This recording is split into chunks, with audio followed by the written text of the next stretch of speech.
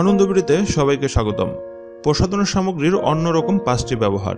সাজার জন্য তো অনেক ধরনের প্রসাধন সামগ্রী আপনি ব্যবহার করেন, কিন্তু জানেন কি আপনি যেসব প্রসাধন সামগ্রী ব্যবহার করেন তা অন্যান্য ধরনের ব্যবহারও ভীষণ ভালো কাজে আসে। চটজলদি কয়েকটি সমস্যা থেকে আপনাকে মুক্ত করতে পারে কয়েকটি সাজগোজের উপাদানে।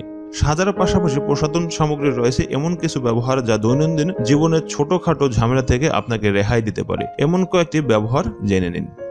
জুতোর রং কিছু কিছু জায়গায় উঠে গেছে, জুতোর রঙের সঙ্গে মিলিয়ে নেল পলিশ লাগিয়ে নিন, নিমেষে ঝকঝকে হয়ে উঠবে আপনার জুতা। কয়েকদিন ধরে ব্যবহার না করলে প্যান্টের জিপার আটকে যেতে পারে, সামান্য লিপ বাম ঘষে নিন, জিপারের জং দূর হয়ে যাবে। কিবোর্ড নোংরা হয়ে গেলে নেল পলিশ রিমুভারে তুলো ভিজিয়ে মুছে নিন, কিবোর্ড পরিষ্কার হয়ে উঠবে। কাপড়, চুল অথবা ত্বকে চুইংগাম আটকে যাওয়া খুবই বিরক্তিকর। চুইংগামের আঠা সহজে উঠতে চায় না, সামান্য পেট্রোলিয়াম জেলি ঘষে নিন ওই স্থানে, দূর হবে আঠালো ভাব। কাঠের আসবাবপত্র ব্যবহার করতে করতে কেমন একটা ফ্যাকাশে হয়ে যায়।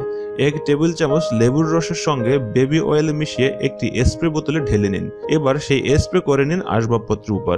এবার নরম কাপড় দিয়ে ঘষে নিন, ব্যাস ফিরে আসবে আপনার আসবাবপত্রের জেল্লা।